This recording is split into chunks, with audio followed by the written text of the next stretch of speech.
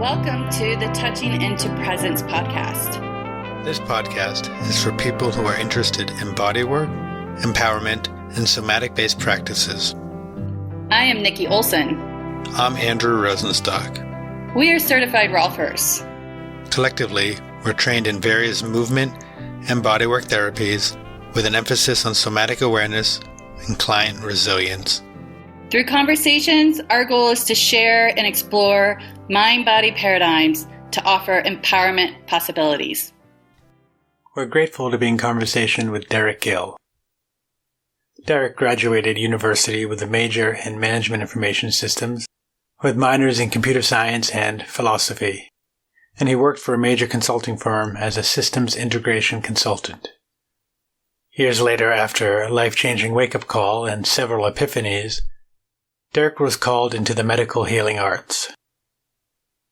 Derek realized quickly that the skills learned as a systems integrator were very relevant to his career as a structural integrator. Derek went on to study at the Rolf Institute and is a certified advanced Rolfer and a Rolf movement practitioner. He's also a graduate of the Osteopathic College of Ontario and has been an assistant instructor to the school's founder, Dr. Sanet. In his free time, he enjoys surfing, playing basketball, and self-inquiry. Derek has an endless curiosity, a love of learning, and enjoys sharing his accumulated knowledge and life experience with his students. In today's talk, we'll learn about Derek's history, how he got into bodywork and Rolfing, his tech background, and his breakdown which led him to where he is today. Waking Up, his global SI project, and more. It's a long, enjoyable talk, so sit down, get some tea, and with that, we'll begin our talk. Hey there. Hi. Nice to see you. Hey, Derek. Hey, Andrew. Yeah, happy to reconnect you guys after so long. I've been looking forward to this. I remember in our training being like in awe with you because you didn't deviate from the 10 series. Yeah, I took that 5-year edict seriously. Yeah, that blew my mind. So, my story, I grew up in Florida, in Jacksonville. I was the first one in my family to go to college. I went to Florida State. I studied Management Information Systems. And after college, I went to work for Anderson Consulting, which is now called Accenture. And it was, at the time, the largest professional services consultancy in the world. And they were in, I think, 72 cities and 50-something countries. They're probably bigger by now. I haven't kept up with that. And I did corporate consulting off and on for about 13 years. I stayed with them long enough to get my first promotion. It was kind of like a corporate army. There were different ranks, and they spent a ton of money on training, and it was a great place to start. But I always kind of felt like I was being held back or being forced to be part of the herd. So I had an opportunity to do contract consulting, and these were back in the early days of a boom in a software called SAP. And SAP is an enterprise resource planning software, which basically what we were doing was taking a company that had sometimes thousands of disparate systems. You know, they'd have a homegrown accounting system, a homegrown order management system, a homegrown plant maintenance system, a homegrown manufacturing and production planning system. And we were bringing all those things onto one common platform. So it was an interesting way, you know, when you're that age, your neurology is very open to being wired in a certain way. And so their methodology for how to approach projects and how to manage them, along with how we worked with the client personnel to get them to accept the changes, to participate in that change process with little resistance as possible, was an interesting place to start my career. And it was complex because we were not only taking a lot of data that was disparate and maybe got updated once a week or once a day or once a month and bringing that into a real-time system, but that also shifted the culture of the companies that we were in. So instead of people, that might be able to sweep some numbers under the rug and write some stuff off at the end of the month to make it balance, all of a sudden now every transaction had to balance throughout the whole system. So it stirred up a lot of chaos on some level, and people's attachments to how they had done their job for 20 years. And so, we were trained to kind of help walk people through that change process and keep them pumped up about like what the new possibilities were on the other end of it, and help them navigate what was often a difficult process. So I picked up a lot of gray hairs along the way doing that. And at some point I started to feel like, I was doing the same thing over and over. Like one time I did a project for Revlon. So we were making makeup. I did a project for Coca-Cola. We were making sugar water.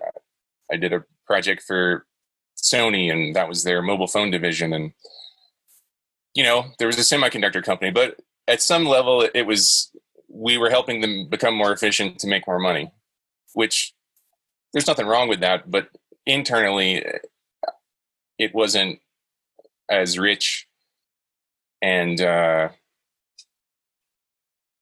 fulfilling as it was when I first started. During that time, I was flying a lot. I was sitting at a desk a lot. These are pretty high stress situations. And my back was hurting. And I was out in California doing a project for Philips Semiconductor. And I remember looking online to see a massage therapist. And of course, in California, there were like 300 search results. And I found a lady that was 3 blocks from my office in Sunnyvale, up in the Silicon Valley. And she did something called quantum touch healing. I had no idea what that was, but I said, hey, she's 3 blocks away. I'm going to go and try it out. So what is it? And what is it? Yeah. Yeah, it's energy healing, and it's of a particular type. She barely touched me. Most of it was hands off. She would go to different places in my body. At that point, I wasn't really aware enough to feel the subtleties of what she was doing. She talked to me a lot about my breath, and I felt really relaxed after the sessions. But she had a 3-session package, and at the end of it, I was like, I do feel really relaxed after these sessions, but I feel like I want someone to get their hands on me. And she's like, oh, you should go see a Rolfer. And I had no idea what that was. It's kind of that look that I see so often now when I tell people what I do. There's like, what's that? So she explained what she knew of it, and so I started searching, and I actually found a few practitioners in that area, but the one that looked like a best fit for me was Michael Villain. Some of you may know him because he runs the Rolf forum. So he was my first Rolfer, and I went through the 10 series with him in Palo Alto. And it was profound. I knew immediately that he was planting seeds, not just with his hands, but with some of the things he was saying. And it was making me contemplate perceptions of myself that were new. And I could feel he was getting me out of my head, which was very well exercised at that point through academics and professional work, and into my body, which was a really big experience for me. So the profoundness, would you say was it more on how he got you to perceive yourself, perceive the world around you, or meeting your body discomfort needs, or both? Because I feel like when people come to Rolfian, a lot of times, because there's such a mix reason to go. Some people are going because they want to work through trauma or some kind of psycho-emotional, or they really want that heavy-handed, deep massage type of work. Right. Well, I was having a lot of low back pain, so that was my motivator. And I probably like more firm work if I had to put my preference on a spectrum. But I think what was really profound for me was just the things he was asking me to notice in my body. How I organized myself, how I moved, how I distributed the weight as I made different movements. And I think there's something with the touch too that is waking something up that's below the language center in the brain. So that was going on too. And I don't know that I probably intellectualized it at first because those were my tools back then. But I knew that my awareness was being brought below the neck in ways that were happening for the first time. And I had already thought about making some kind of a career change. And it was interesting because he was actually a systems administrator, a database administrator. So it wasn't exactly what I was doing, but there was enough of a lingo or an understanding of like what I was doing every day and how that affected one's body and one's thought processes and state of mind. That was an interesting synergy there. So I thought immediately, I want to say it was after session 3, like, wow, this might be something I'd be interested in doing as a profession. At that time, I had invested in a nightclub in Jacksonville, and the intent was that I was going to be a silent partner. And some things happened. The couple, it was me and a married couple, and they were to run the place. They were the majority owners, and they had successfully run a couple of other places. Well, soon after I invested, they told me they were getting divorced. Oh, no. Yeah. And it's kind of a long story that it's probably the kind of stuff that the podcast viewers need to hear all the details of. But I had a choice. I could either like lose most of the investment, let them sell the liquor license, and they were trying to do that without my knowledge, but I happened to see it in one of the business journals in Jacksonville. Or I could find a partner to go in with me because I didn't have enough money at that time to buy them out and have enough for what I thought would the investment and enough capital to run it for 6 months to a year on my own. So I wound up finding an investor, but I remember that decision point. It was like, will I go straight to learn how to do structural integration, or will I make this run with a nightclub?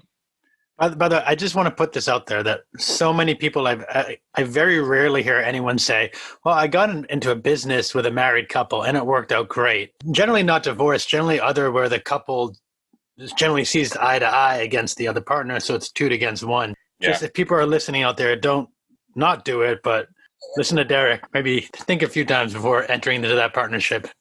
Yeah. Well, I was a lot younger then, and I'm hopefully a little wiser now. But I learned a lot through that experience on many levels. It was the first time I had actually had a business that had employees, and we had like a physical structure that had to be maintained. We had inventory. It's a lot different than when I was doing private consulting where, basically I'm selling my time and my expertise.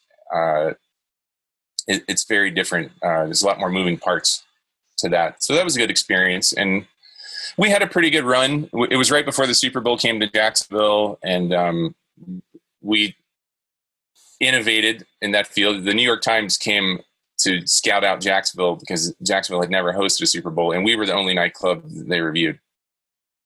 So, it was a big fish in a small pond scenario, but... Well, oomph. Yeah. Then you went into some structural integration. So then I'm back in Florida away from the practitioners that I'd had. And I really missed it.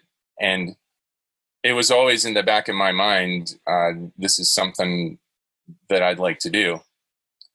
So I had some issues with my next business partner as well, which maybe we'll have another podcast about business experiences, the do's and don'ts. I guess the bottom line, I'll give you a teaser of that podcast to come, is don't go into nightclub business with an alcoholic. That's great. Some of the inventory was consumed. Yes. And, don't get me wrong. Those days I was consuming my fair share, but I would usually wait until nightfall. He would kind of start in the morning.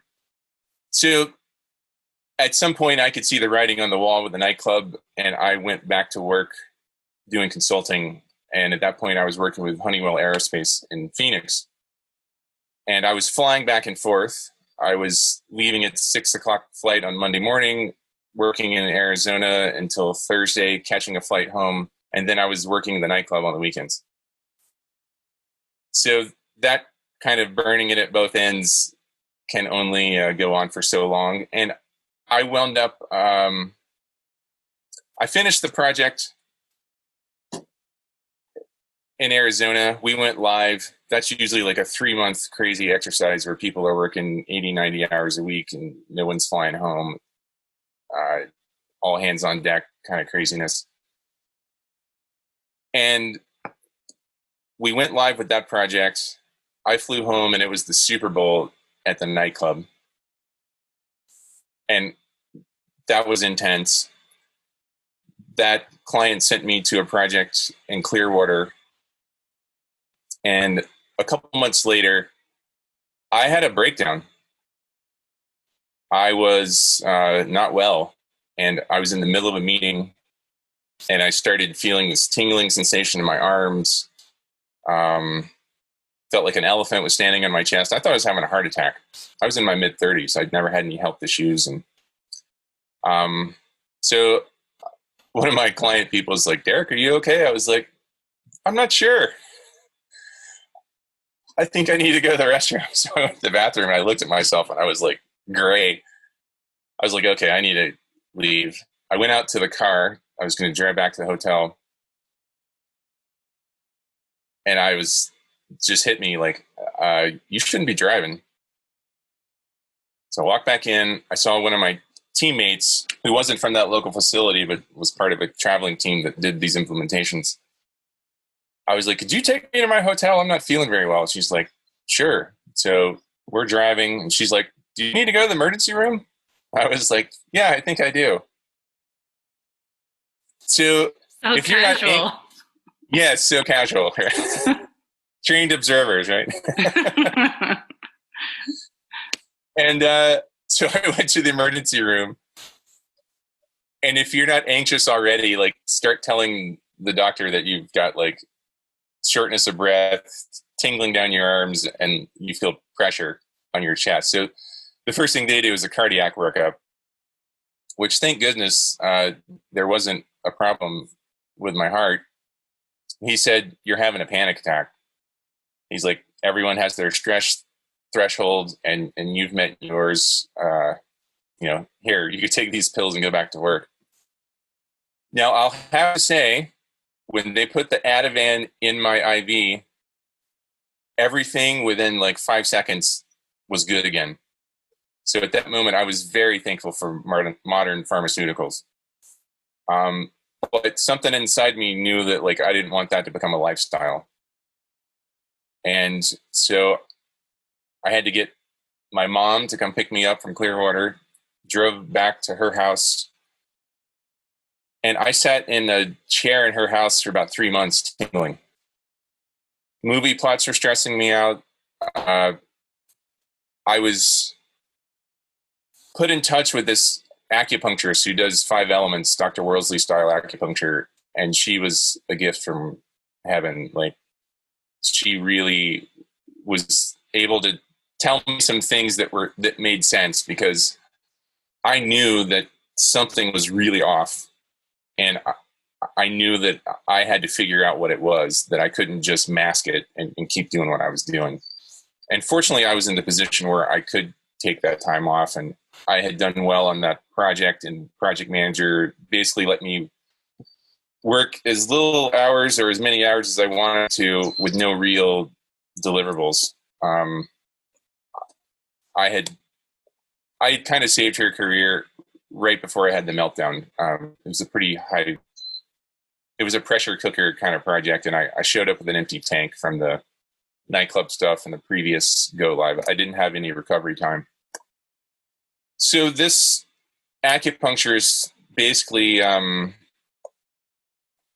she had lots of other tools. I don't think she needed to use the needles at all. But what she told me later was that I used the needles to match people's belief system. I've heard that before from other acupuncturists, where they basically say like the same thing. Like people expect the needles or they want the needles, so they'll put them in, but they're actually working in a different way, and it's just like giving the people what they want, but really doing what they need on the side. Yep. And I'd say some of us are doing that with structural integration. Like people expect us to do hands-on, but there's other things going on, which we'll get into that later. Well, can we touch on it now? Because I'm curious. Sure. That's the first time I've ever heard that about acupuncture, and I respect the work. I've had it a fair amount of times. I've never really felt much from it, so I'm curious. So do you feel like you just had the right person? Do you feel like you had just talk therapy, or was she channeling something else within the realm of the acupuncture modality? Yes and yes. This woman's very gifted. Well, I'll start with the big aha moment for me. She also did something called applied kinesiology, where she did muscle testing. And so she could ask my body questions. She'd ask my body which point it wanted. Did it want moxibustion on it? Did it want a needle? Did it want a tuning fork? She used a lot of like Bach flower essence remedies, and she was just well-rounded with her offerings. But basically what she told me is, she's like, look, this usually happens to people later in life, but your crown chakra is opening. And what you're doing with your life doesn't match that vibration. So either I can work to numb you down and you can keep doing what you're doing, or we can work to make some changes in your life. That was like the essence of her message. And at that point I was like, okay, let's make some changes, because clearly something's not working.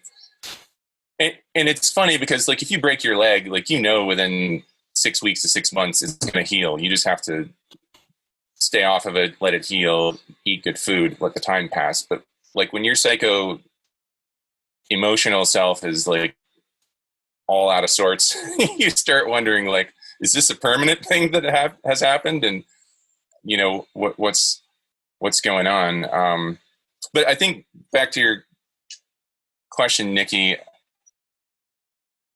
there's definitely the connection between the practitioner and the person receiving the work, right? So that's one thing. I think there's some energetic things that if the practitioner is, and this is not just acupuncture, I think this is anyone that creates a healing space for people to attune to. I think those kind of things, I think there's a few layers of it, right? Like there's like just simple energetics of the body, and you can talk about like what goes on physiologically that creates an electromagnetic field. You can talk about blood flow. You can talk about fluid exchange. And then you can get into more finer things that are off the body. Some people have more psychic skills. They can see person's like karmic issues, past life, stuff like that.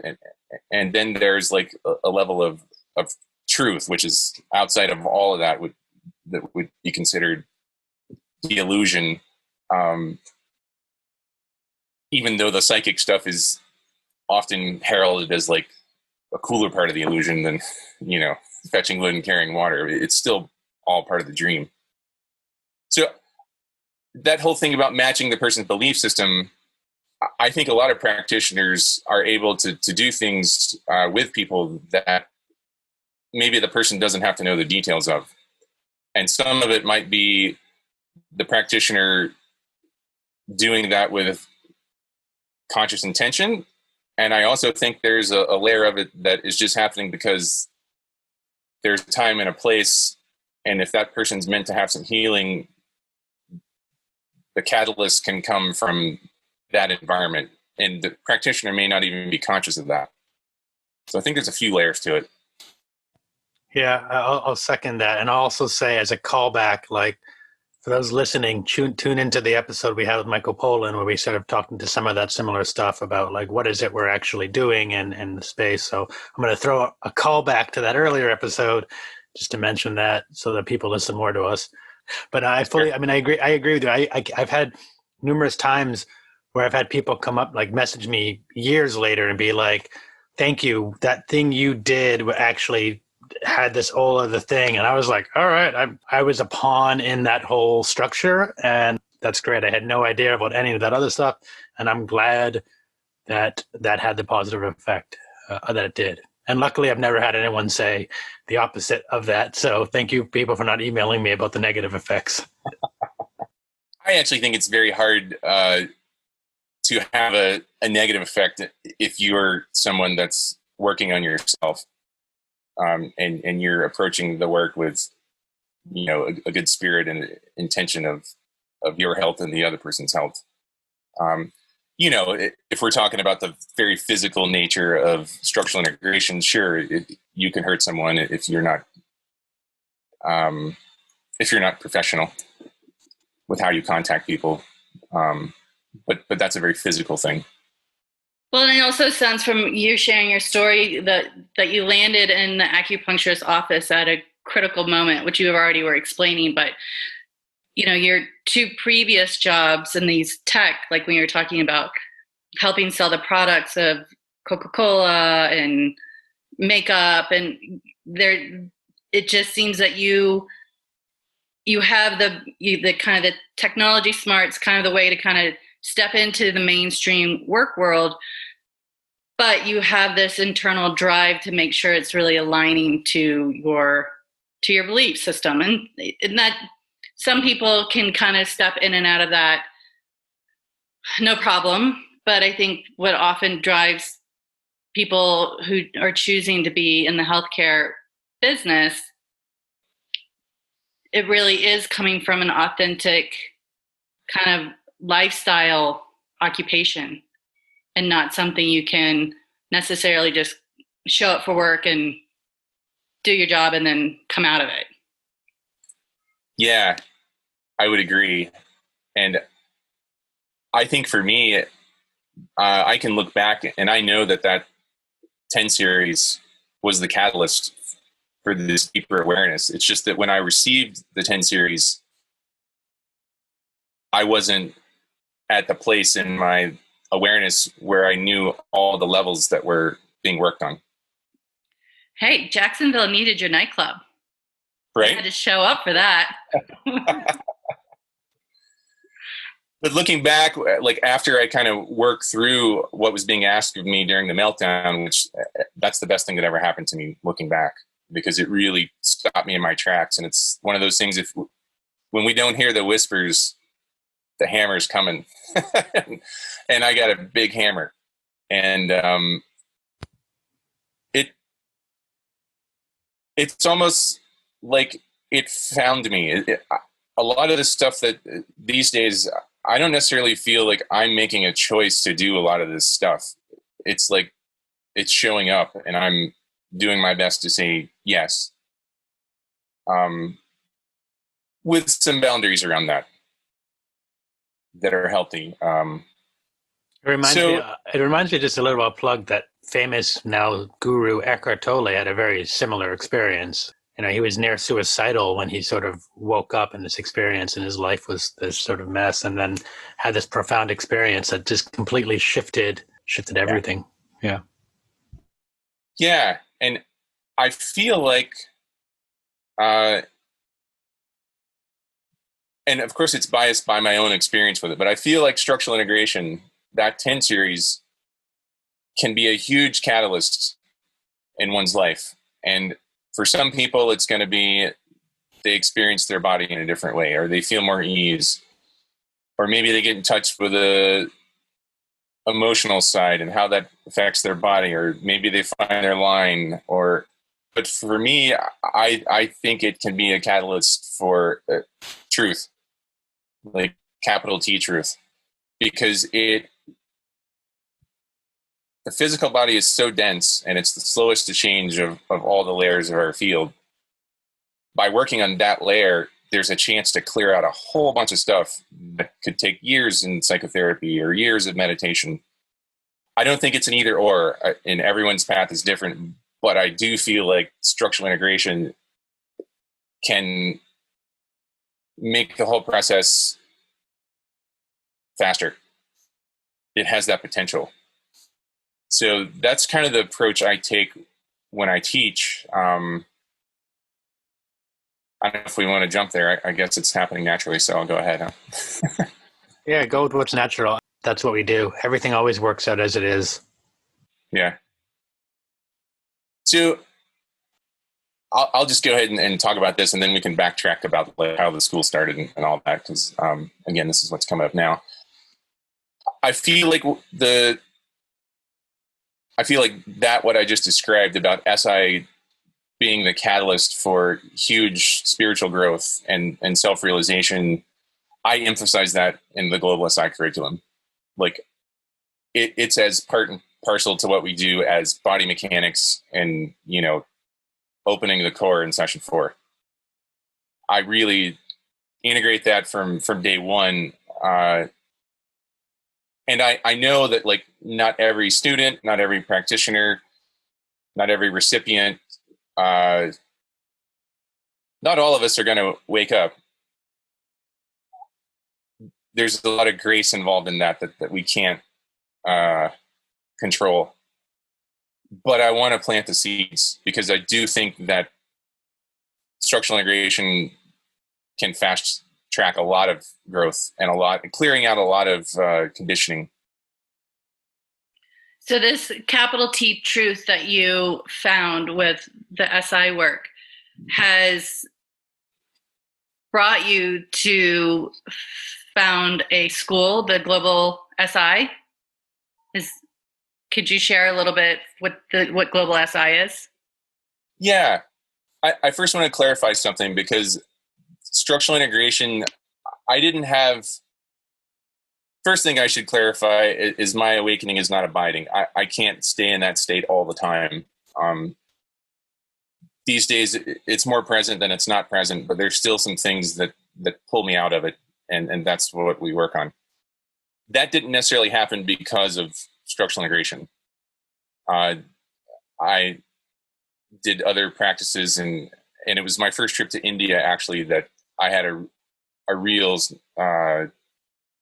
shift in perspective that has stayed.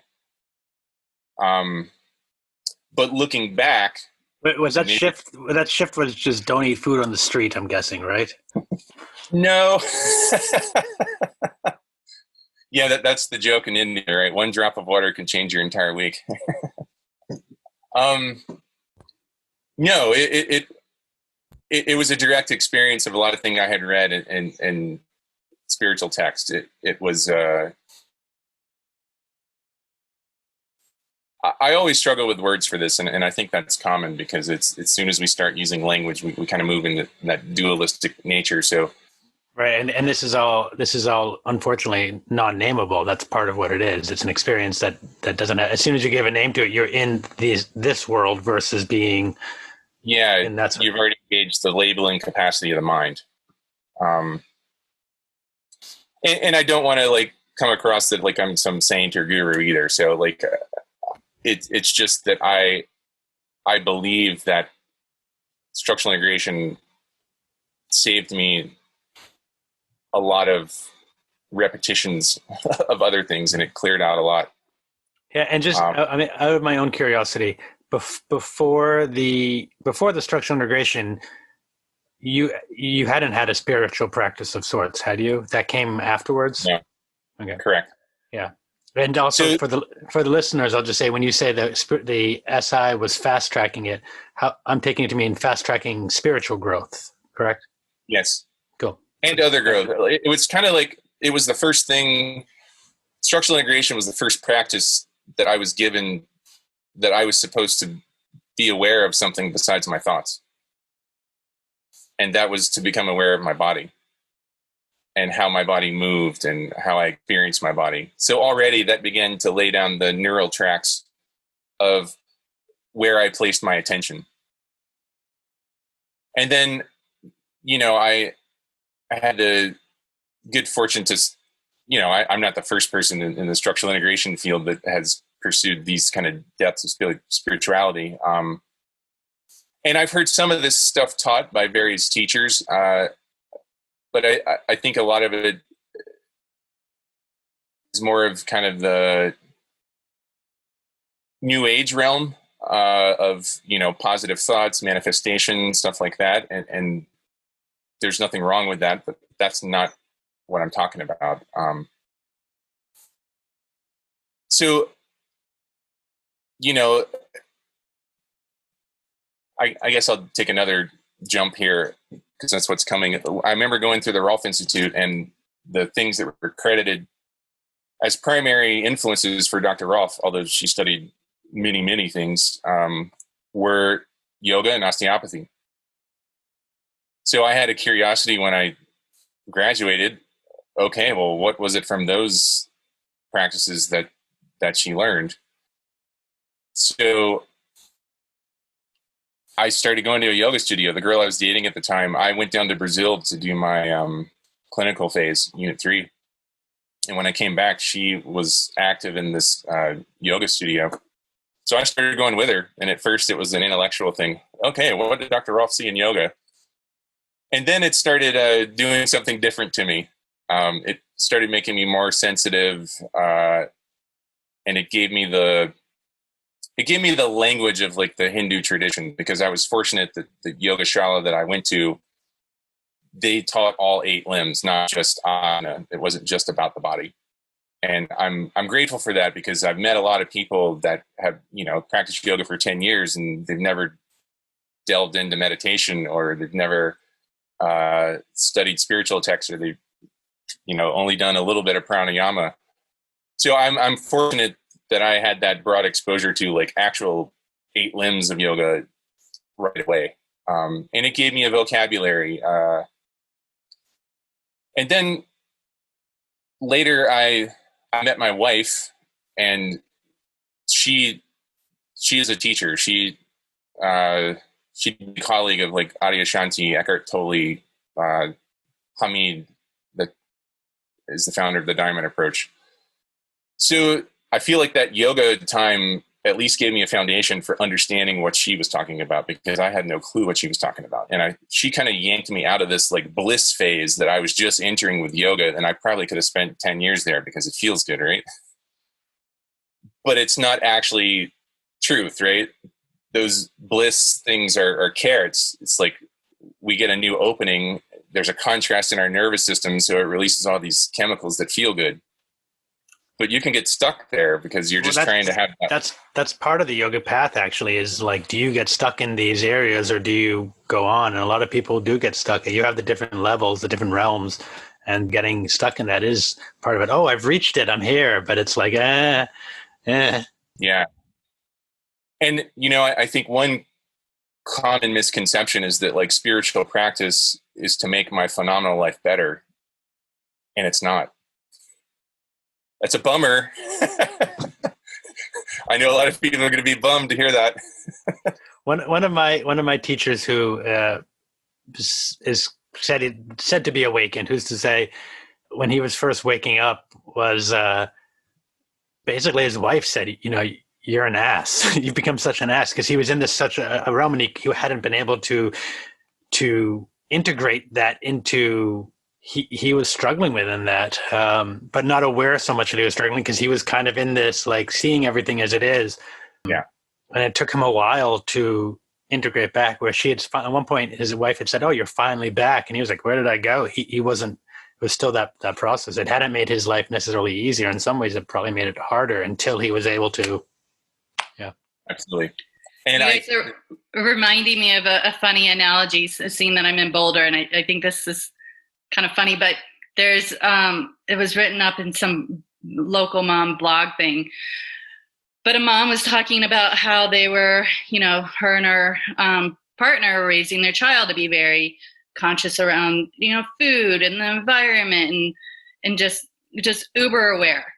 And what it turned, then they started, and the kid's grown up this way, and they've seen them as a child interacting with other people, and they realized that their kid turned into an asshole because so judgy on what other people are eating, how other people are living, and has lost this compassion. And it was just really interesting to hear this mom talk about, like, we were trying so hard to raise this kid to be so well aligned and so well aware of his surroundings and who he is, but then we just turned him into this like conceited environmental jerk. Right. Right. So note to parents, let your kids eat junk food. It'll make them better later on. Well, I think it just really, that story came up to me when just kind of talking about being in that bliss and that constant state of bliss. Yes, it feels good, but that's not life, right? But like, we have to be resilient, adaptable to all the things that are happening, and the not so good, and also the good, to be able to hold the balance. Yeah. And it's interesting because my wife's path was Advaita Vedanta, which is Sanskrit for the theory of non-duality. And a big practice there is there's a denial of the body. And I see the use of it for a phase because it breaks the attachment and identification with our physical structure. And so it's been interesting, like, since I met her, she incorporates more body stuff into her satsangs with people. And I incorporate more mind management into my sessions with people. But I think this is where structural integration can play such a big part, because what I've noticed in her teaching, she kind of had a path that was crazy, bells and whistles, like brain circuits fried. Like at one point she didn't have any thoughts for 2 years, and she'd have people like remind her to take a shower, and she'd wake up in the morning and have to look at her passport to remember who her name was and that kind of thing. But she is pulled these days, like Westerners don't have, most of us are householders. We can't all go off to the cave or live in an ashram. So how do we integrate in a progressive path versus the direct path? And I think that's where our work can come in, because like someone that's having these blissful experiences and there's nothing wrong with them, they're kind of like little carrots we're given to kind of keep us interested until we get to the point where we have no choice. It's just pulling us. But teaching people to be grounded in this progressive integration along the way, it allows spirituality to not be in denial of our humanity, but actually incorporates it. So I think that's speaks to what some of the things you all were commenting on just then.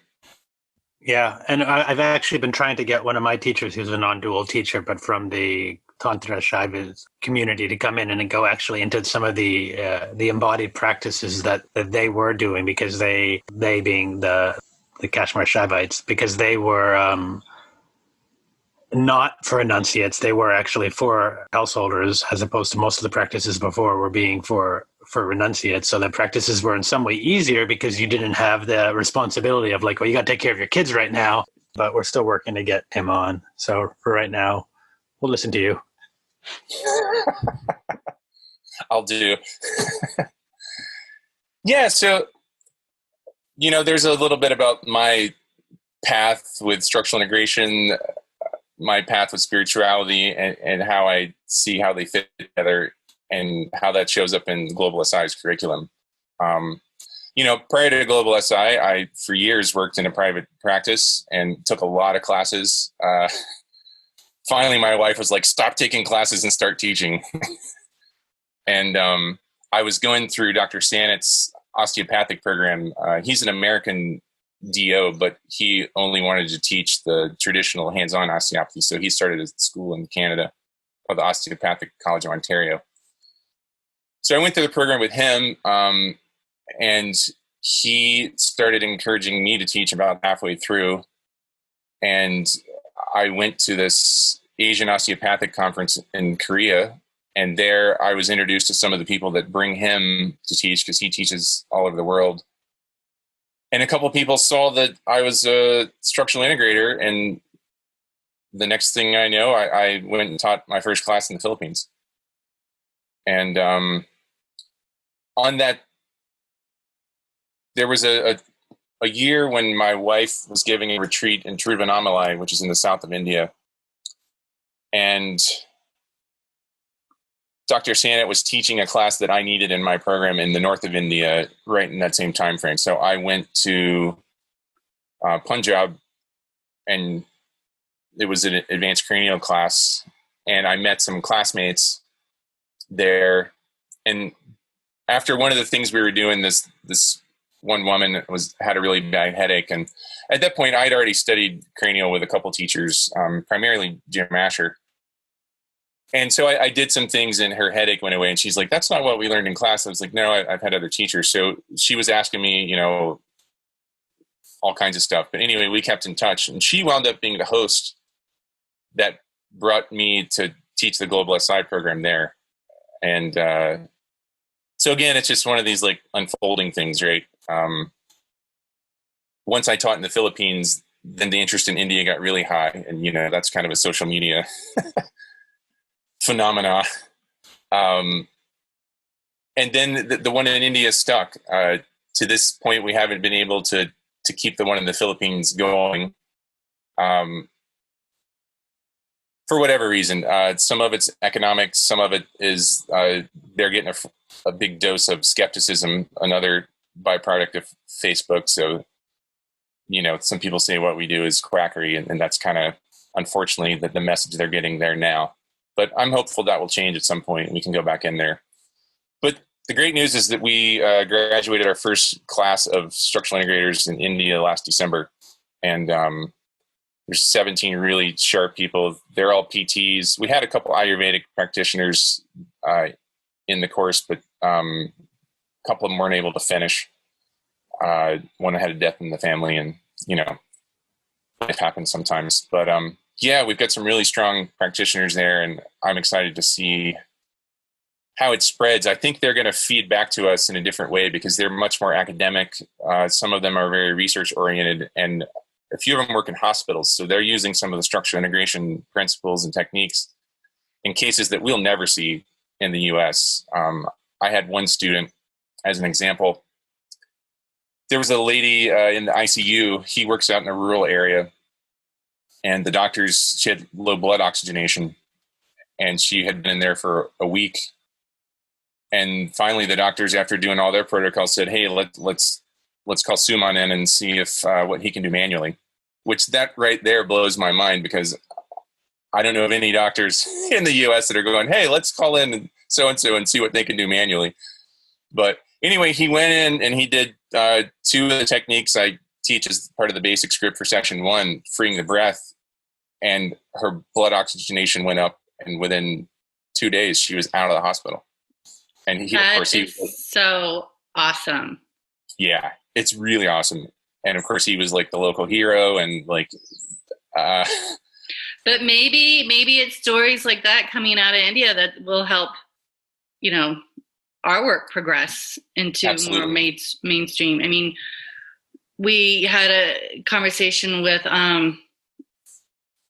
what's Gail's last name? Gail with the brawl. Wetzler. Gail Wetzler. And talking about how now we're, with all these different modalities, how we can move into this new field of being of better support with each other, being in line with each other, and integrating our work, rather than we all kind of stay in our own little worlds and camps and be like, "Oh, we do it this way." There's always a chance of, I bet those doctors had some really great Western medicine tools to apply, but they hit their own personal roadblock, and now it was time to integrate something else. Yep. Yeah. What amazing healthcare system we could have when we stop being so segregated and choose to be territorial. Yeah. Also, second callback. Tune into episode 2 where we had Zohrab on, who was a Rolfer working in the southern India as well. Which Derek, I'll talk to you later about him as well. He was working at a clinic in somewhere in the south. I forget. He's somewhere in Tamil Nadu, I believe. Had some good experiences working at a clinic where they would bring him in to do stuff, and very open to like, okay, well, we've done as much as we can. We need help. Like, let's look at something else. Yeah. And that's been something that's really neat to teach in other cultures, is to see the difference between our culture and their culture. Like, here we have to like prove something in order for someone to try it. That's not everyone. Obviously, we have people that come to us that don't need double-blind studies. But there's an openness there. Like, hands-on healing has been in their culture for a long time. Spirituality and its relationship to health has been in their culture for a long time.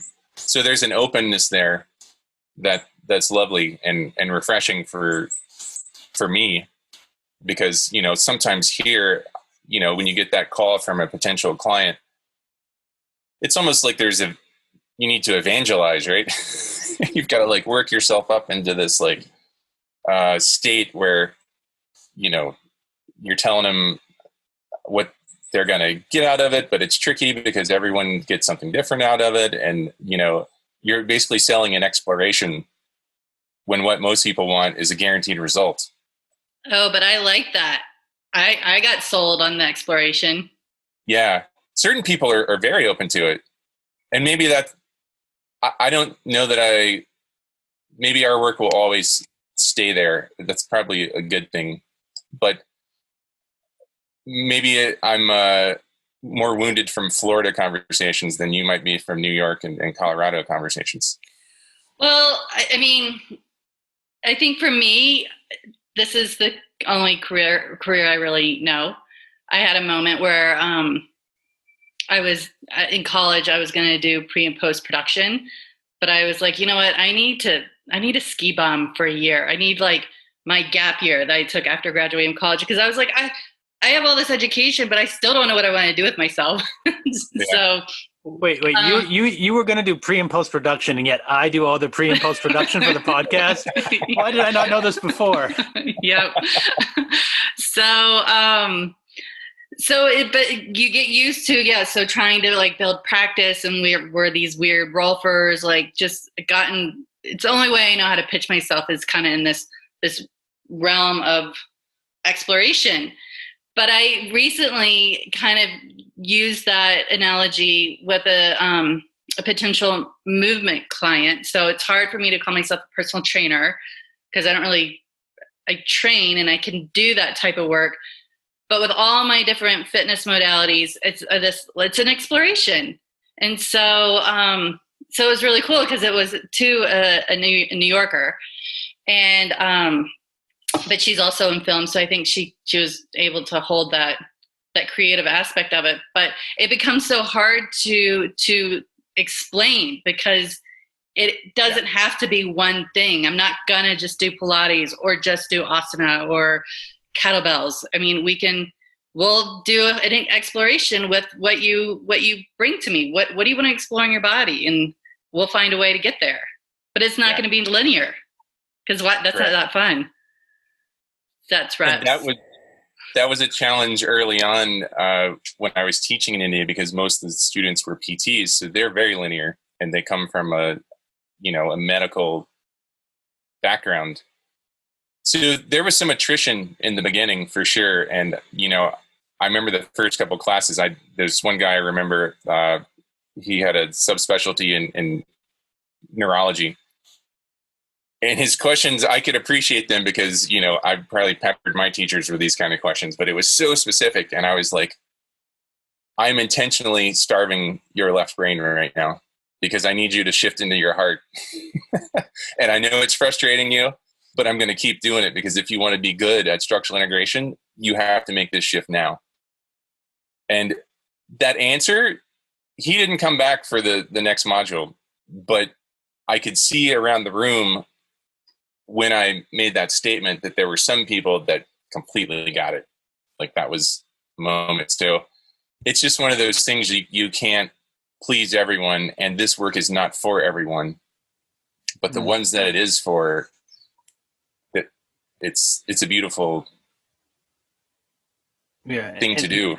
Newsflash for those listening that India is an incredibly spiritual country, so the people grow up in that spirituality around them. However, most Indians I met when working and living in India, they don't have meditation practices. They don't have those as a daily part of their life. They've done meditation, they go to temple, but they're not necessarily steeped in that, but enough that they understand if you bring in aspects of spirituality, it's a part of the culture. It's not necessarily how people, before I went there, my thoughts of what it was were very, very different. So if you mention like that coming into the heart, they'll, I think, get that a little easier, because not that it's a daily part of their life per se. You may have had different experiences, but because that's in the cultural fabric of which they grow up in generally. I mean, there's numerous different small religions within there, but having similar roots in the Vedic and Shramanic past, which... Yeah, and when you say that, it makes me think of the distinction between a religion and spiritual practice. They are steeped in a lot of things that our religions don't have, which include, offerings and meditation and maybe even breath work and some kind of thing like that. But not everyone has... I think when a spiritual opening comes, once it grabs you no longer have a choice.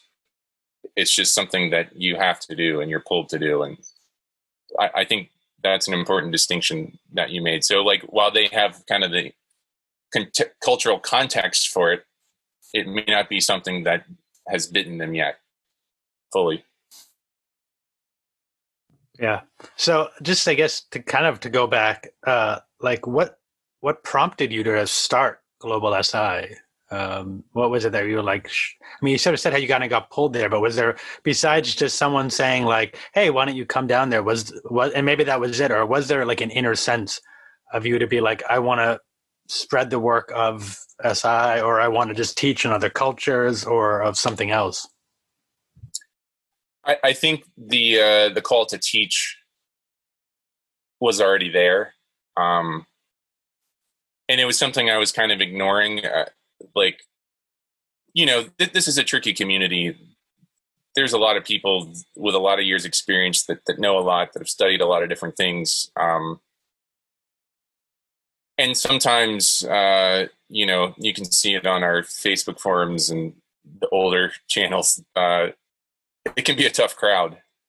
So I think anyone, when you start to put yourself out there as a teacher, you might do so with a little trepidation. So I think that's the reason, like, I had kind of not acted on it. And then, as I mentioned, my wife was like, stop spending money on classes and start teaching. Like, that's where your next learning is going to be, is teaching the courses. And then when Dr. Sanet also encouraged me, I think that kind of solidified my confidence. So then I could kind of let my brain and my personality get out of the way and let this thing that had been bubbling come through. And then, the situation just unfolded. I went to that osteopathic conference in Korea, and I had a direct invitation at that point to come and teach. So then that forces one to create a curriculum. And so it wasn't so much about working in developed countries as much as just sort of developed countries happened to open up to you, and sort of that's how it sort of unfolded. Yeah, I can't say that I sat down and said, hey, I want to go teach only in developed countries. I will say that I definitely have some gypsy blood in me. I've been to over 50 countries. I love traveling. I love, eating crazy food and trying to learn a few words in the language everywhere I go, and meeting people that I like everything about traveling, and experiencing different cultures. So I think that set me up for it. I had worked internationally when I was doing consulting, although that was in Europe. I had worked with a lot of international teams in the corporate world. So I think I had a preparation, like, I think if you took like an American that doesn't have a passport and said, hey, you're going to, no matter how good of a structural integrator they were, and said, hey, you're going to go teach in a foreign country, that's going to be a hard mountain to climb. If you don't have experience in how to blend in and how to be open to what those cultures have to offer, even if it rubs against your comfort zone about like the way things should be, or, we get pumped full of a lot of information growing up in the US that like our way is the best and it's the way it should be.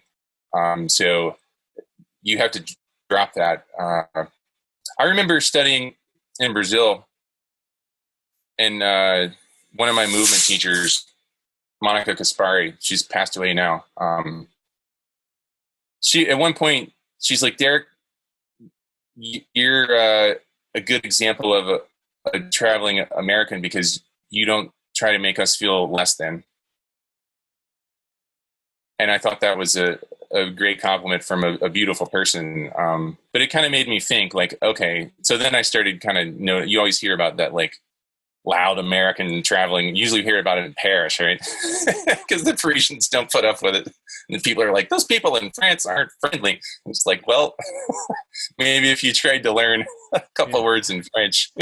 For travelers out there, like, there's almost nothing worse than being called an American sometimes because of not of who we are, but or an Australian, because they have these stereotypes, which a lot of us who travel aren't, but those who are, it's just like, oh, a dagger. Whereas when you have that experience, like Monica is saying to you, oh, you're like the good American, the traveling American. When I was in Mexico and my like chef where I was working, the house cook was like, you're not a gringo. It was like, oh, yes, I've achieved something in my life. Yeah, it's true. And I think it takes a certain amount of like nuance to be able to navigate those kind of situations. And so I think that kind of, back to the question, like, I think those kind of preconditions existed in my life experience that made branching out into developing countries possible. And then, of course, like once it showed up in my lap, then it was on, right? Like, then it's like, okay, like, what do I want this school to be like? What kind of curriculum do I want to have, and how best do we serve? And then it kind of became a mission. It's like, okay, this is a huge opportunity. Like, there's so many places that don't have structural integration. They don't have practitioners. They don't have schools. They don't even know what it is. So can you talk a little bit about the curriculum and if you don't mind, a little bit maybe of the politics, considering that we're graduates of the Rolf Institute or the Dr. Ida Rolf Institute?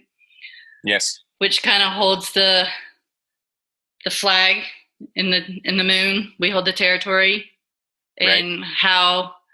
How you navigate that. I mean, I'm proud that I graduated from that school, but I also am very open to, at this point in my growth and with the work, it's kind of like there's a lot of different schools for a lot of different people. And but Nikki, in the words of one of Ida Rolf's, I guess, teachers, do we hold the map or do we hold the territory? Krzyzewski. That's a great question. I have a lot to say about that topic. Let's have a chat about it.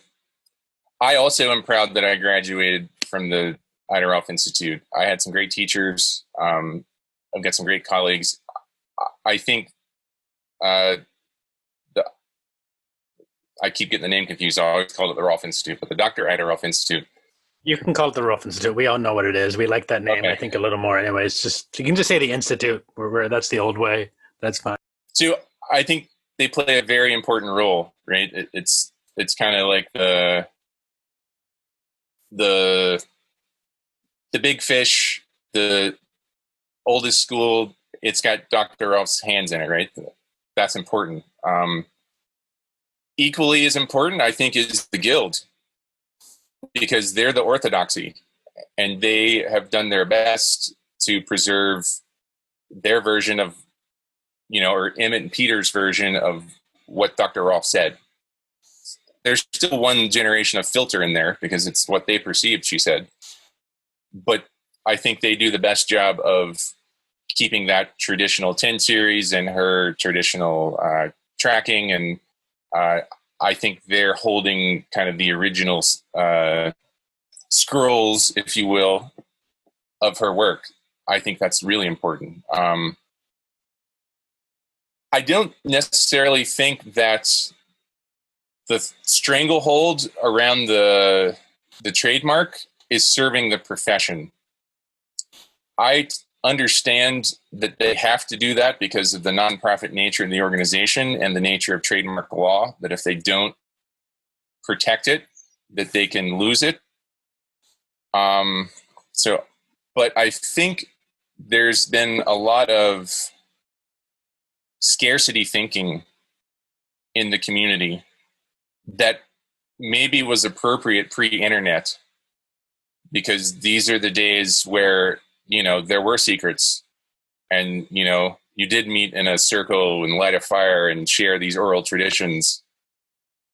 And that's not just the case for Rolfing or structural integration. That's the case for all of these ancient traditions. Some of them a lot more ancient than structural integration. But these days, you don't have to, walk out into the forest and hope that your guru is sitting there. You can get on the YouTube and watch pretty much anything you want, for better or for worse. There's probably something to be said for going through the traditional stages and then getting the higher teachings once you've mastered those, versus giving you all the higher teachings at the beginning and you just taking it as an intellectual study and not actually having a direct experience of it. So this isn't just happened for structural integration. This has happened for many things. But that scarcity mentality, I don't think, has been completely shed. So when we're holding on tight to something, it doesn't allow us to expand. So my whole thing is that we need more practitioners of structural integration, period. Because we don't have a critical mass yet. There's not enough of us that we can be a household name like Pilates or yoga or chiropractic. And so if we can't create that critical mass to fund an organization like IASI so that they can begin to advertise, or, it happens through paid advertising, but it also happens organically through, as more practitioners are birthed and do good work in their community, then more people learn about it.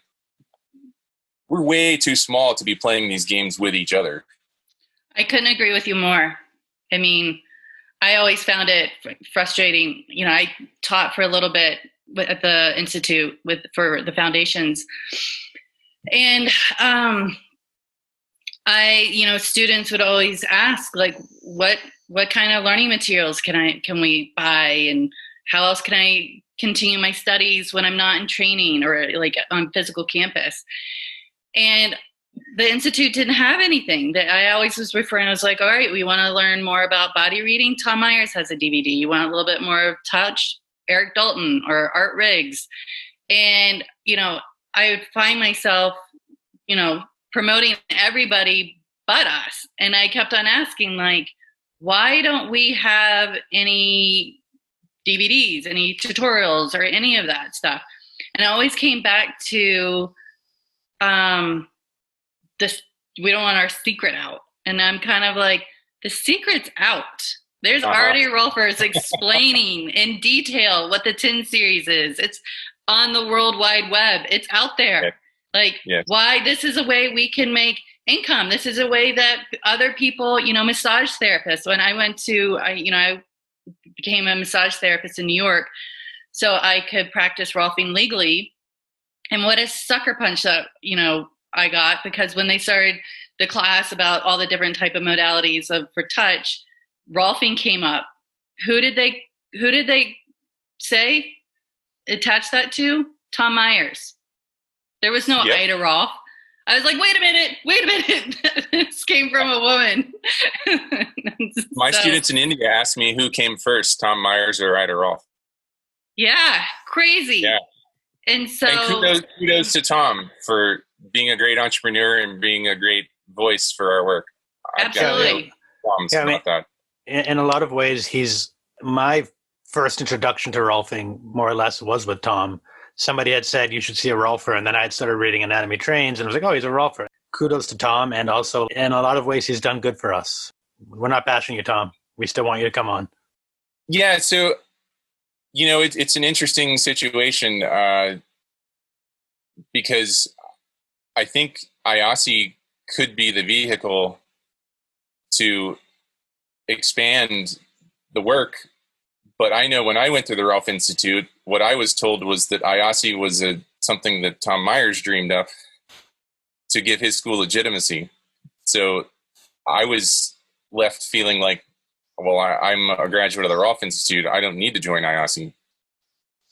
And now that I have a school and I joined and I got my school's curriculum approved, and now I'm volunteering on a committee, I've met some amazing people. And there's a lot of knowledge and wisdom in our community that aren't from graduates of the Rolf Institute, but are from other schools that they're doing a great job. And that's been a part of this podcast, has been to sort of unify or to be like, okay, we had a few weeks ago Alesh from the Guild in Europe, and we have hearing what he has to say and his approach, and then also having.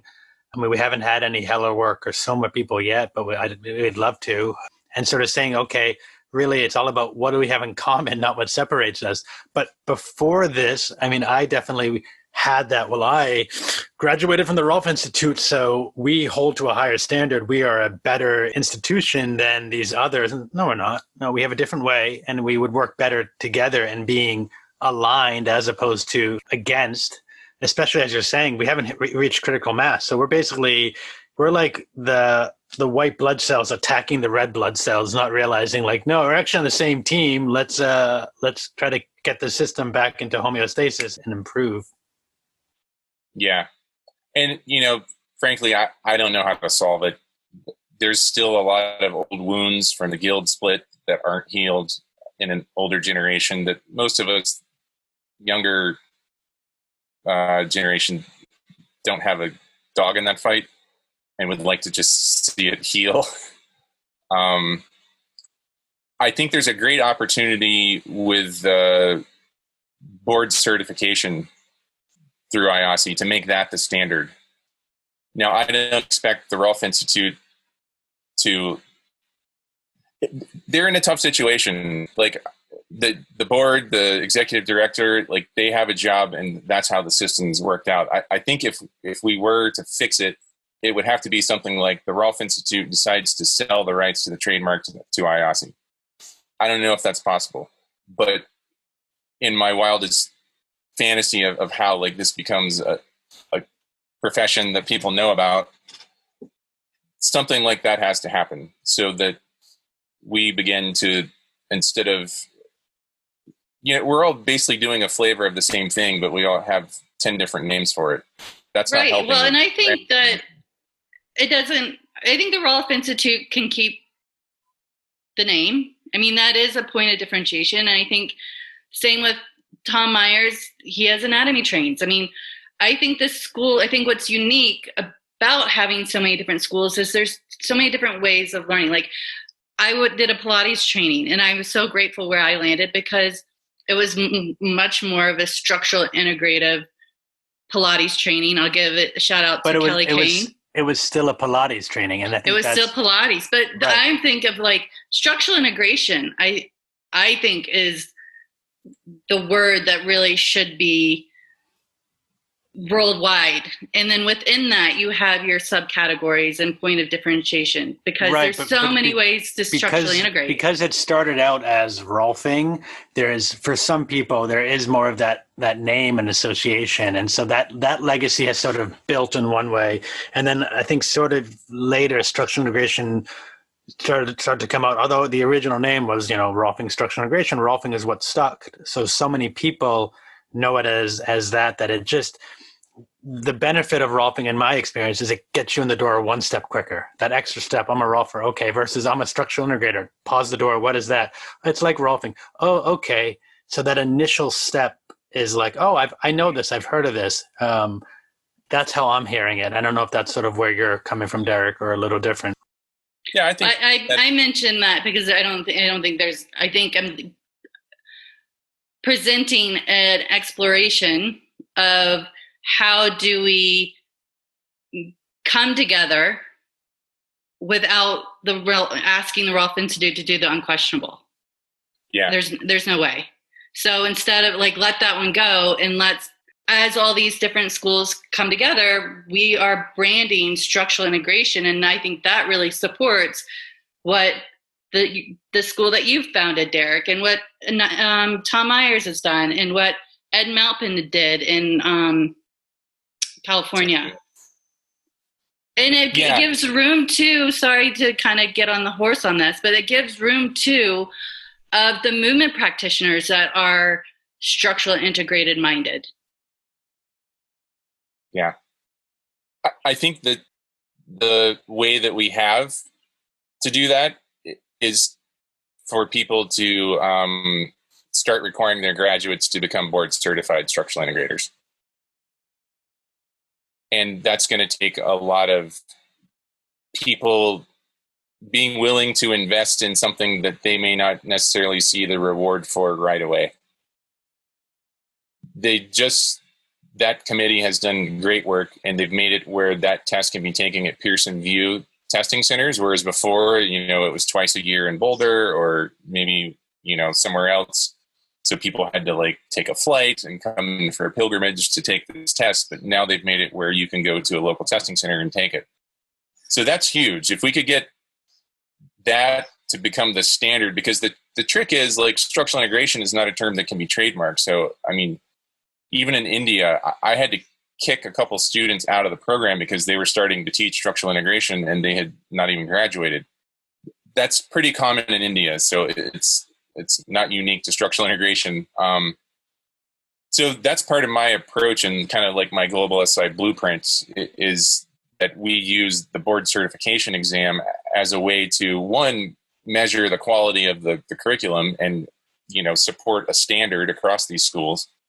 And two, it becomes a way in these countries where intellectual property is not valued to create a differentiator between the copycat programs that will happen and the schools that aspire to the standards of the international community. It sounds like you're holding to a higher standard. Can I say that? Is that trademark? Yeah, and all that said, I appreciate all the work that the Rolf Institute does. There's a huge faculty with a variety of viewpoints, and, they've navigated this field for decades. I had a little bit of a interesting situation because when I started teaching in India, immediately the students started saying that they were studying Rolfing. And I was like, oh my God, stop, time out. So I said, because they said, well, every time we search structural integration on the web, Rolfing comes up. And that's what our patients see. And I was like, okay, well, here's a compromise. So I knew the graduates of the guild were able to say Rolf method. So I said, you can call the work Rolf structural integration, thinking it's not a trademark term. So a few weeks later, I got a nice legal packet from my alma mater where they were using some of my yearly membership fees to legally entangle me, which was disappointing because I had actually reached out to them before I went to the Philippines to see if there was a way that we could work together, because I want my students to have access to more than one teacher. And And it was a good conversation, I thought, but I think we hit a point at which basically I had the choice that I could become a Rolf Institute faculty member, and then I could work within their rules to do these programs. But it felt cumbersome, like their business model and what I would have to give up in terms of flexibility and how the programs were run. That, along with also my grandfather used to say, you've got to strike while the iron is hot. And I felt like if I delayed for 6 months to a year while I was doing the faculty training, that I would miss this opportunity. So I was disappointed in that I didn't just get a phone call from the executive director, from the board chair, that's saying, hey, we've noticed that you're doing this, even though it's not the trademark terms, it's very similar. We'd appreciate it if you stopped. I would have been open to that conversation because, as I just described, I was trying to keep the students from using the trademark terms. So that was a little disappointing because I felt I had reached out. I had some personal relationships that it would have been easy to pick up the phone and at least make that a first conversation instead of going straight to the lawyers. So in any case, all that got worked out. The students know that they can't use the word Rolf. I'm still not clear on why the guild can do it and why they can't. And truthfully, probably to keep the peace with the being of the split to kind of. Yeah, so maybe there's something specific. I was under the presumption that anyone, if you were a structural integrator, could say Rolf Structural Integration, that Rolf Structural Integration was not trademarked, and that was allowed. Because I believe when I was going through, and I could be wrong, when I was going through phase from 1 to 2, or maybe even 2 to 3, where I wasn't certified yet as a Rolfer, but I was in the process. And they said, well, what do you call it, right? So in phase 1, you call it skillful touch, but no one's going to come to skillful touch. It's a horrible name for like, hey, do you want to be skillfully touched? I'm going to pass on that. That they said you could, I believe they said you could do Rolf Structural Integration, or you could say Structural Integration because you didn't have to be certified to be a structural integrator. You had to be certified to be a certified structural integrator. And yeah, I believe that they had said you could do Rolf, that word wasn't trademarked, but maybe not. So just that conversation there, just no wonder there's confusion in the marketplace, right? Well, they're going to be way more triggered with someone who's starting a school versus someone who's paying the tuition and eventually going to be a certified Rolfer. But I really love what you say, actually. The more I think about it, is like, if we have, okay, you go to the Rolf Institute, you go to the Gill, you go to Hello Work, you go to Soma, you go wherever you go to MA Trains, and you get certified from that school. But you also have to get certified from the BCSI, the EOSI certification board. That does bring us so much closer together. So you still have your specialty. I'm a Rolfer, I'm an MA Trains, I'm a this, I'm certified in that. But you also have this group that is together, that is also like bringing us together, pushing us forward to think more along other lines. It's a really, hearing it now, it makes a lot of sense. It's where we have to go if we want the profession to grow, because there's no way the Rolf Institute gives up the trademark, or I don't think IOSI would have the money if they were going to sell it. So there's been some great work done to get this test standardized, and now it's available in local places. And I mean, coming from being certified as a massage therapist in New York, although that was, I did that to be a legal Rolfer, I have a little bit of pride in that because I went to the Swedish Institute. I had to pass whatever their certifying exam. And then I had to sit for the New York City State Board, which is of the highest standard for the, United States. I think New York, California, maybe Florida, but I can go to any state. For me, I'm a certified massage therapist in Colorado. All I had to do is submit paperwork. Yeah. Because I have the highest standard of, that was a challenging test to take. And I haven't sat with IOSI because quite honestly, I know of it at the time because I was already so well into my practice. The idea of sitting for an exam was like, why? But it's on my list to do. And for full disclosure, I haven't taken it yet myself. I have. I kind of, good for you. All right. One of us can speak to it. It's also, I will tell you this, it's not easy because and this is one of the things that's so beautiful about it, is it makes you learn about other practices besides your own. So you have to learn about Heller work. You have to learn about Soma. You have to learn about Hakomi. You have to learn about anatomy trains. You learn about what the different, the 10 series, where does the 10 series differ from 11 series to a 13 series?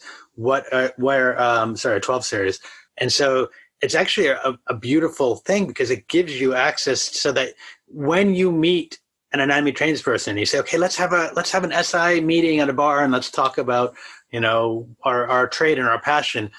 You already are more connected. They say, okay, so you do a 12 series. I've read a little bit, but now, tell me a little bit more, as opposed to like, so what is anatomy trains, and having to feel each other out more. You already are more connected. And it's not an easy test. It's actually one of the most annoying things about the test is that some of the questions there's no right answer. There's no wrong answer. There's just an answer that is a better answer. And that stuff, I get stuck. Whoa, this could mean this and this and that. So it's not easy. I'm really glad I took it. And here's the thing is I am a Rolfer and a board certified structural integrator. And I use both of those and they have a different meaning to me for both. And I'm proud of both of them equally in a different way. And what made you decide to take it? Was that something that was encouraged in the Rolf Institute? Or it was partly encouraged. My thought was I work internationally a lot. So being internationally certified had a meaning. Some states, I didn't know where I'd be living, and some states count EASI, but wouldn't count the Rolf certification as enough to be licensed as a massage practitioner or body work or whatever. But I also, it's just sort of my nature is to be like, what more can I learn? How can I learn more? And so there was something about that. And I think in my class, maybe one other person took it. I'm not positive and I think one other person took it because they had something. If you take it within 6 months after graduating, you can save. It's a lot cheaper. But the class before me, I think the whole class took the EASI. Most of them passed. I don't remember the exact numbers, but their whole class took it. So it was not necessarily recommended, but it wasn't saying don't do it. So it was something in between. Good. I think if all the schools encourage their graduates and if we can get the alumni from each school to get on board, then we've got it. That's trademarked. And that's something that we can brand, and it includes structural integration. I mean, it's very straightforward.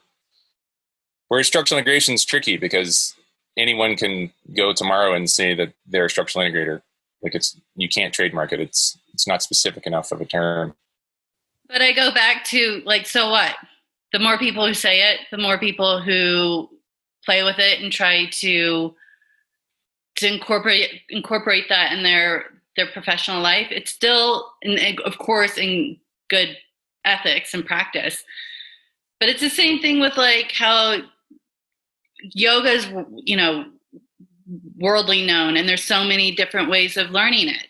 And there's all really great ways. Like I loved my yoga training, but I'm definitely more of an asana practitioner and don't practice all the 8 limbs. And I just think I don't know. I'm just more adamant about let's get structural integration known as a household term. And then all the little subgroups, because the truth is what you've already said is people, if they do their research on all the different schools, people will choose a school that best suits them for their learning style or what their needs are or what they want to get out of it. And that's how it should be. More diversity. I don't know. Again, in my short stint of teaching, I would come across students and be like, wow, you would be good at this, but the way we teach it isn't ideal.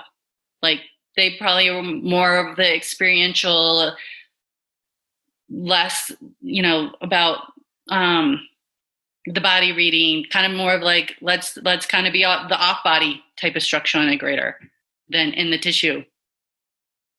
Yeah.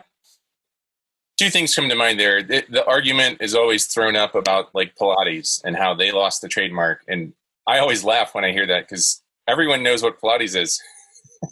Anyone that has any health bias or inclination in their life, they have heard of Pilates. They have heard of yoga. So, yeah, I mean, you can, again, that scarcity mentality. Well, we own this trademark and we don't want people to, there could be bad practitioners out there using our name. Well, I'm sure there's bad Pilates teachers and the market figures that out. So if you go to someone. Absolutely. Those bad people, they might be borrowing a name, but if they're not good at what they're doing or they're shady, they're going to not be in business for very long. Because, you know, as you say in training, your clientele is going to be built by, you know, your foot traffic.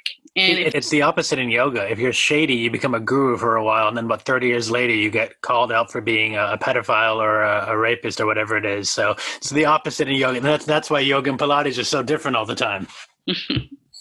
Well, and I see it too in the gyrotonic community, the gyrokinesis, great method, and they're pretty tight with how their work is spread. I mean, they're like on it like hawks. If anything, any clip of an exercise is longer than 30 seconds, you're told to put it down.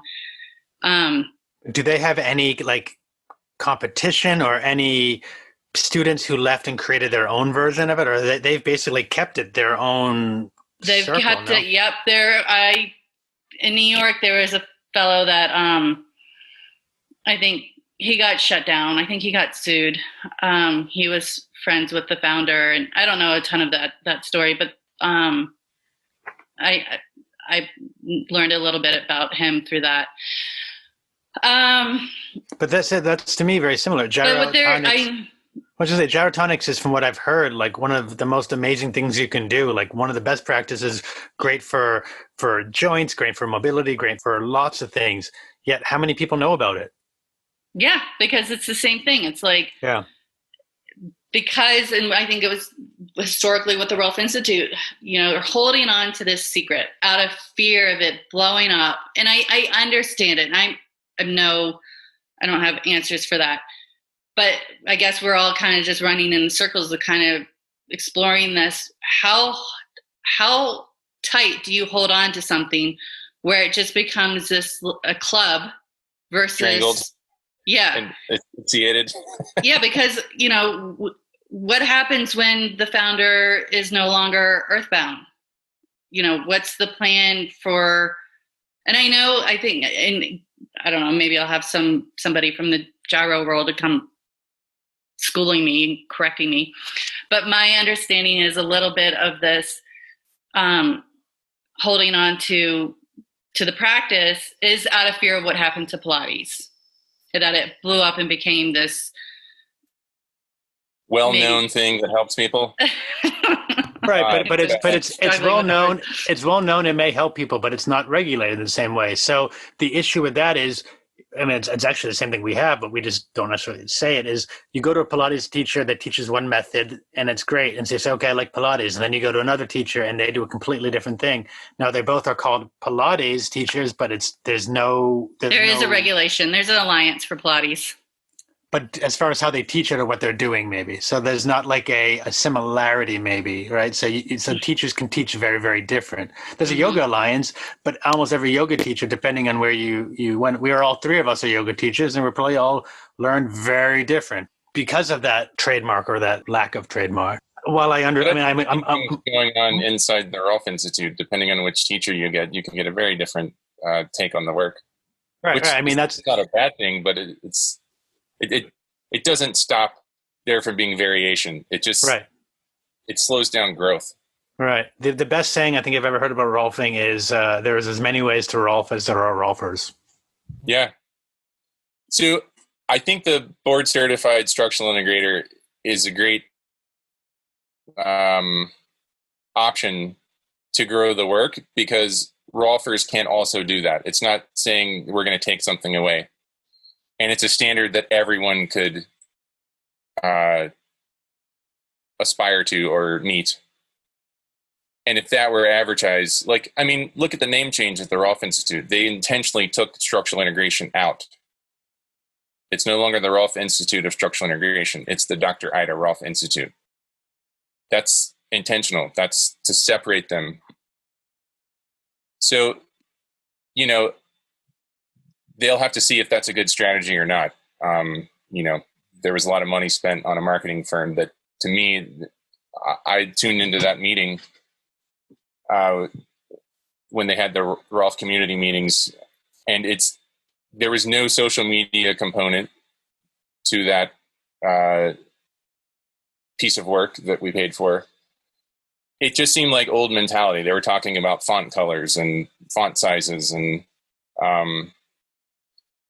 anyway, I think there's a chance to grow structural integration. I don't want to spend too much time talking about what's wrong. Yeah. So going with that, and also, I say being mindful of time, but we passed being mindful of time hours ago, which is fine. From your side, how do you see Global SI growing? What is it sort of that you hope to see either out of Global SI or out of your own sort of practice? What is it you see coming down? What excites you? What's going from there? So what excites me is growing our profession. I see two ways that needs to happen that I can be involved in. One is that I encourage my colleagues, my fellow alumni of the Rolf Institute and other schools to become board certified. And let that be the thing that we put out into the marketplace as this is the standard. So we can at the same time have a common platform. So we've got all the graduates from all the schools calling themselves the same thing. That immediately helps with critical mass. And it creates some kind of a standard that we can say, okay, well, the person has at least mastered at this level. And if they have their own variation, fine. And it still lets people continue to use the Rolfing trademark. I use that in my marketing materials for my practice. So it doesn't make it an either or, it's an and. The other thing I'd like to share is my vision with Global SI.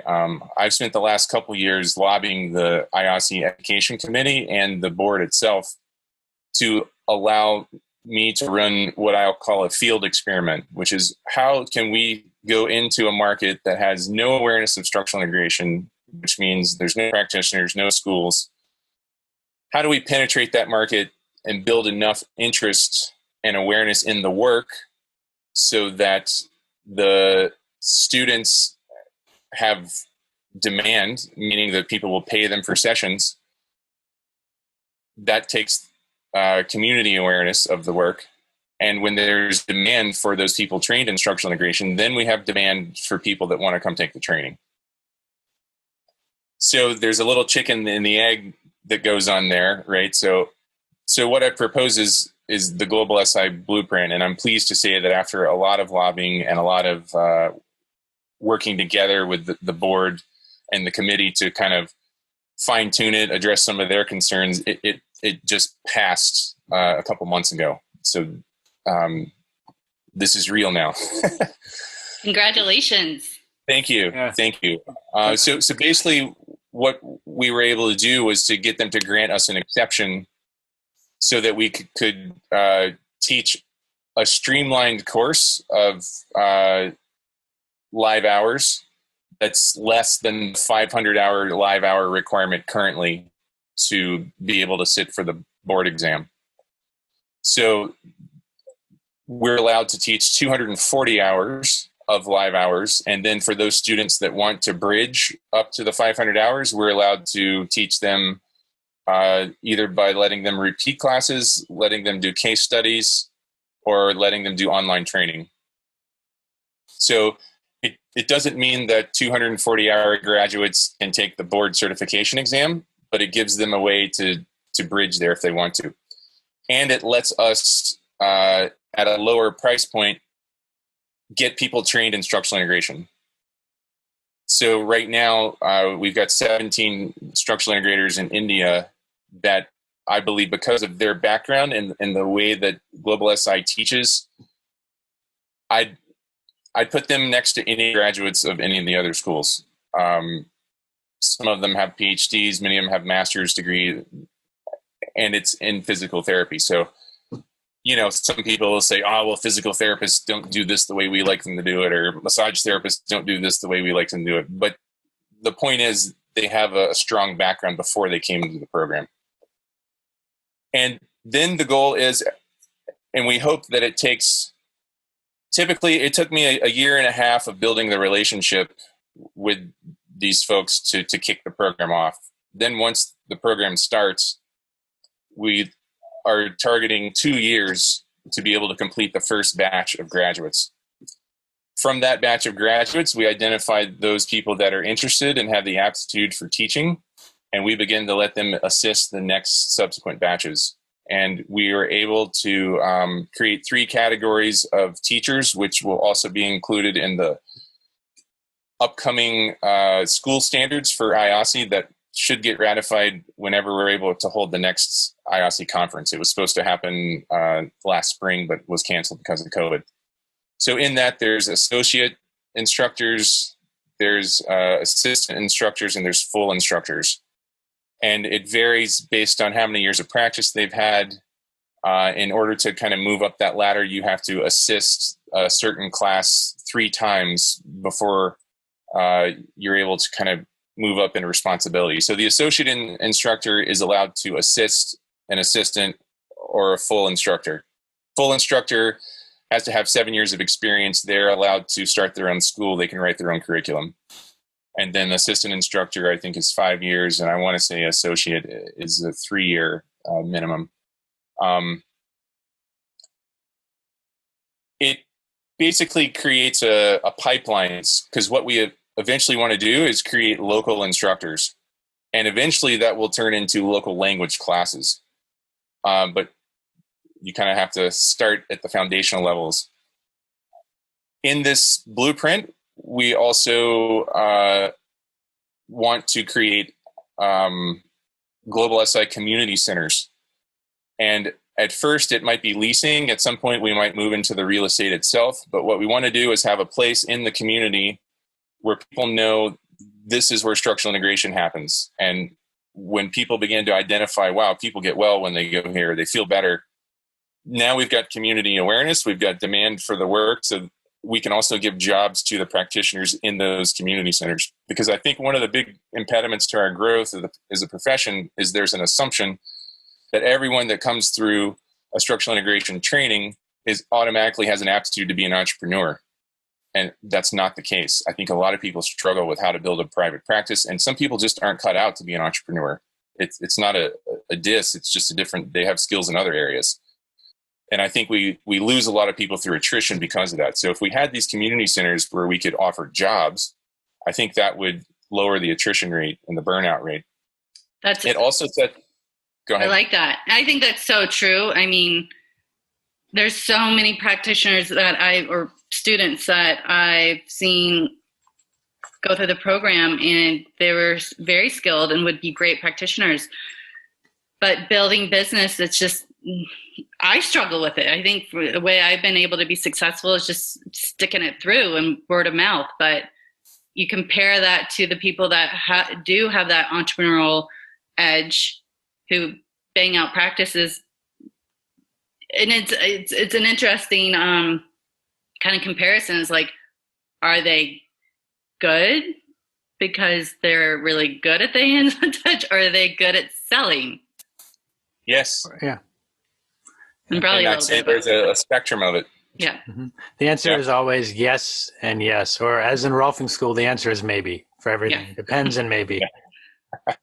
So I also think the Global SI Community Centers addresses another issue that we have, is that it would set up a place where mentoring could happen and apprenticing. So if once we get a couple graduating classes, you'll have some senior practitioners that can work with some junior practitioners, and people in that environment may also be inspired to teach. So it'll be another incubator for people that want to become an instructor. And this is like a big leap now, but it's part of my vision, is that then we've got someone managing that community center. So they will be someone that has an aptitude for entrepreneurial activities. And if after a few years of running a Global SI Community Center, if they could then take the Global SI blueprint and take this to another city in their country and start it from scratch, now we're starting to get distributed non-hierarchical replication. And that's what we're going for. I think we've seen what hierarchical structures and scarcity and fear thinking have done. That's been going on since 1971. We've got to change with the times, and it's about, if there's a business book called The Spider Starfish. We need starfishes, not spiders. So this non-hierarchical distribution, that's my pitch for how we grow as a profession, and that's what I'm working on. Well, I can't help my brain. My movement modality brain started having, like with the community centers, I was like, oh my God, this could be like, lack for a better word, of like the Disney World of movement. You can have all these different movement modalities and other ways to incorporate structural integration with, movement, fitness. Yeah. And, like anything, I think once we so with this non-hierarchical replication, I feel a strong responsibility to put a solid imprint at the beginning. So the Global SI curriculum focuses on a basic script for the 10 series. And I don't overcomplicate it. There's so many ways you could take a session 1 or a session 2. And in a condensed format, I have 3 days to teach them each session. So the first day we teach skill building, where they're learning techniques. And the second day, it's embodiment, where they receive and deliver work with their classmates under supervision. And then the third day is clinical delivery, where we bring in outside clients and they work under supervision. So I give them a basic script and I tell them, learn how to do this. If you're not feeling inspired and you can only follow the script, you're going to deliver a great session. My hope is that as you go deeper in this work, you will make it your own and you won't just keep following the script.